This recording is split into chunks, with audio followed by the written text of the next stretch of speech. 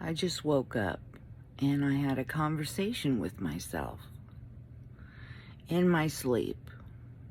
And guess what?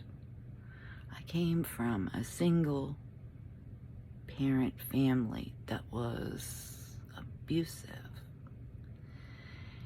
And I was talking to myself about all the children that I sat with at Emerson Huff School, which Emerson Huff was in the poor part of Newton, Iowa. Well, and I got to thinking about one of them that had passed away, Scott Otten. Anyway,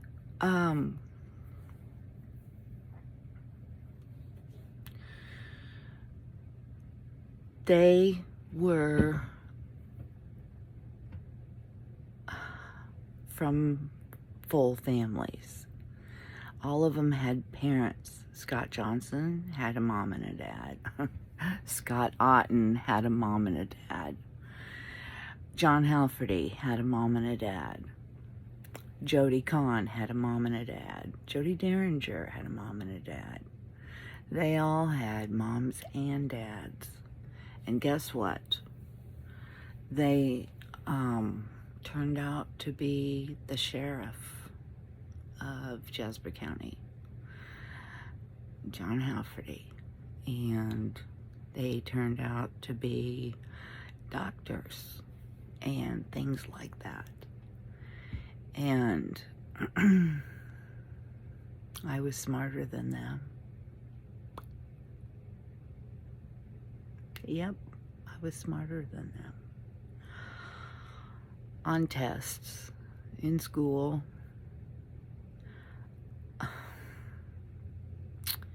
and it didn't matter. Because I came from a single parent family. And not only did I come from a single parent family, but I came from a single narcissist mother family that was in competition with me and always put me down, and always, when I brought home an art project, she would she would compete with me to the point where she would do the project over again and do it better than I did. Well, that does something to someone's self-esteem. So, what I'm here to tell you is not that you're doomed, okay? If you have a mom and a dad and you think they're not the best, guess what? They're better than nothing at the time, okay? I had little opportunities to be around men and women that I should have kind of pretended like they were my mom and dad.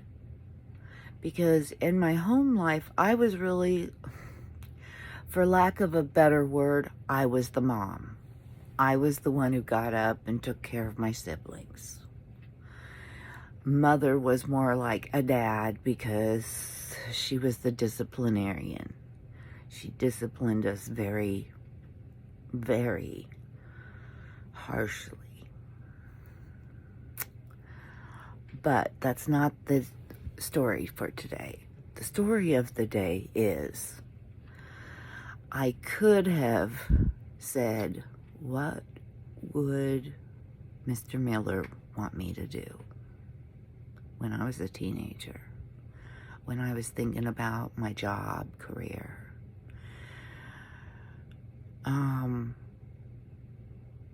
Because I had this little thing in the back of my head. Dr. Carpenter wanted to adopt us 5 kids anytime Mother wanted to get rid of us. And to me, that should have said something. He knew how smart we were. He knew what potential we had.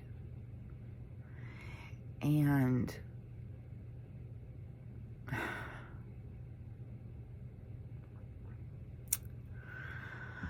that should have meant something to me. But I didn't know what it meant because I was a kid from a single parent family who had been put down and beat down so much that I didn't know how to look around, and even if I couldn't seek the help, I could have applied the help to my life even though it wasn't there, because I was smart enough to do that. But I didn't. So instead of putting what would Jesus do, I should have put what would Mr. Miller want me to do?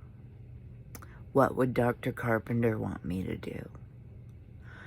And if I didn't think my mom was the best mom, I had people in my life that I could have put in her place. Other people's moms, other women. I had the big sister, little sister program. I had a big sister. What would Beulah want me to do? What would my friend's mom want me to do? What would Jill Benamah's dad want me to do? I had a lot of people that I could have put in that spot. And if you think about it, when your family has let you down, when your family isn't right for you, say for instance, you want to be a doctor, or you want to be a marine biologist, or something calls to you, okay? And, okay, you want to be a marine biologist and you live in the Midwest where there is no ocean, okay? And you want to be that no matter where you live. Well, if somebody is there to tell you, yes, you can, because they believe in you, because they've tried to be there for you in some small way, and you didn't know what to do with it. I had an opportunity when I was young to work at the YMCA, and it was a stupid little job. I sat in the girls' bathroom and made sure things didn't get stolen, okay? And Mr. Zimmerman, the director, once in a while would need a secretary when the secretary was not there. And he would put me in that spot. And then, bless him, he would have me type up something or do something. But first, he would have me into his office and he would read. It was a letter to the government asking for money, okay? It was a letter to the United Way asking for money, for grants. So he was trying to teach me how to write a grant. He was trying to teach me how to be the YMCA director, while I was being paid to be a restroom attendant, we'll call it. And do you think I understood? No, I did not. So on the flip coin of that, if you are one of those people that are trying to help someone, don't beat around the bush. Don't think the kid'll get it. I didn't. You flat out tell them. You say, I am doing this. Letting you pretend to be my secretary, and you are a fill-in secretary, and I am teaching you how to do the director's job, because I see you as the director of the YMCA upon my retirement. Flat out, say it. If you would like this job, you need to go to a 4-year college and graduate. Here is what I took in that college. Plan it out for them, with them. Don't beat around the bush. Don't pretend like they'll understand. I didn't. I didn't feel worthy of being a home health aide. 6 weeks worth of training. All I knew was that I wanted to help people. If I had spoken to Mr. Zimmerman, Dr. Carpenter, and had a real conversation with them, and they would have been blunt with me, they could have said, Dina, I see you as the director of the YMCA upon graduation of college. I see you as the doctor that's going to take over my business. Yeah. But instead, I married a man that was a narcissist. He just took my mother's place. And he beat on me and did all sorts of terrible things to me because he could. Yeah.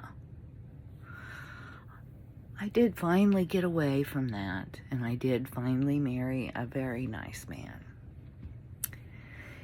And I'm gonna tell you all about my life so that you don't have to live this life. Okay? I'm gonna tell you all these terrible things, all these life lessons, because I don't want you to make the same mistakes. And if you are in these positions, get out, no matter what it takes. Get out. You don't deserve this. Believe you me, there is a way for these horrible people to have someone in their life that they don't treat this way. Okay? Because they won't take it. But because we are the right person, we're like sitting ducks. They're like a shark that smells the blood, and we are dripping blood. All because we came from the right background. All because we had something happen to us that made us drip blood so they could smell it. Oh yeah, because we're nice people. We're very nice people. So this is a way that you can not read into your future, but have a best future. So let me sum it up once more. What would my principal want me to do? What would my guidance counselor want me to do? What would my favorite teacher that loved me want me to do? Don't think about what my mommy would want me to do, or my daddy, or that person that molested you, or any of those bad people. Think of the good ones that have tried to help you in some way that meant a lot to you. What would they want you to do? What were they trying to help you do? And if they're still alive, go talk to them. Seriously, go talk to them. Whether they're still in the school, whether they've retired, or whatever, go talk to them. Because they still feel that way for you. They still are there for you. All you have to do is ask them to be there for you. And they will help you get out of the mud, the horrible life you're in, the place that you're stuck in, the place that you think you deserve. You know, that bad place. You have people in your life that will help you. Think, what would they want me to do? And if you don't have anybody, what would Jesus want me to do? If you really think you don't have anybody in your corner, what would Jesus want you to do? He would want you to be the best, the smartest, have the best job, have the thing that fits you the best, so that you could do your job that you were meant to do. This may be finally, after all the suffering, after all the things that should have happened in my life that didn't, this might be the final thing that I'm really supposed to do, is help you. Be there for you. If in no other way, just to tell you to go to the people that care. They're there. All you gotta do is think about them and let yourself learn and believe that you are what they believe you are. You know? Let you be the director of the YMCA because they believe in you and they really think you are capable of that.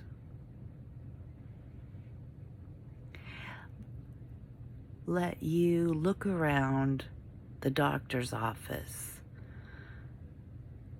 and say, I could be the doctor here. All I have to do is keep going to school no matter what and graduate. And if I have any problems, go to them again and again. Because they really believe in you, as the ones that I'm talking about believed in me, but I didn't understand it. I didn't know how to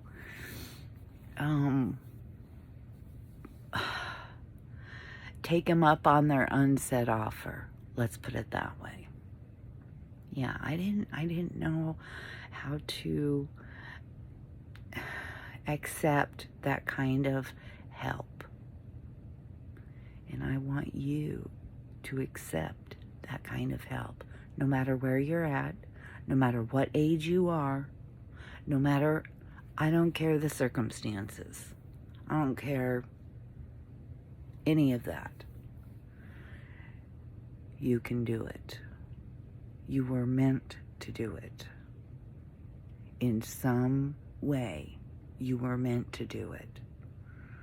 Just like maybe I was meant to not do it and now realize all the help I had so that I can tell you this help is there. Okay? Get off your duff. Put your thinking cap on. And if the people around you are holding you down and keeping you in a mire of mud, get away from them. I don't care what it takes. Pack up your shit, put it in garbage bags, throw it in your junky ass car, and go until it dies. Or you run out of gas. And start your life over again, if you have to. You may not have to go to those kinds of ends, but if you believe in yourself, you can get away from the people in your life that are not for your best interests. If they're not pushing you up, pushing you to the best of your abilities, if they're not pushing you to exceed what you were yesterday, then they're not in your corner. If they're pulling you down, pulling you back, keeping you in your place, they might not be the best for you.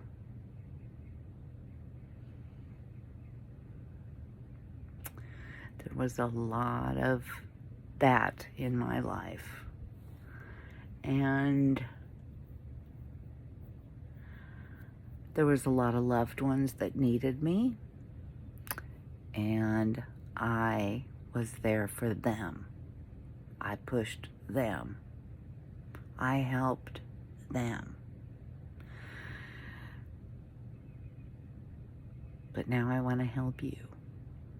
And I really believe that you can do this. You can be the best you can be. And that's what I want from you. I want you to be the best you can be. If you need help, if you want me to push you, comment below and subscribe, because I'm here to push you and help you. Thank you for listening, and I hope you understand. I shall speak to you again. I love you.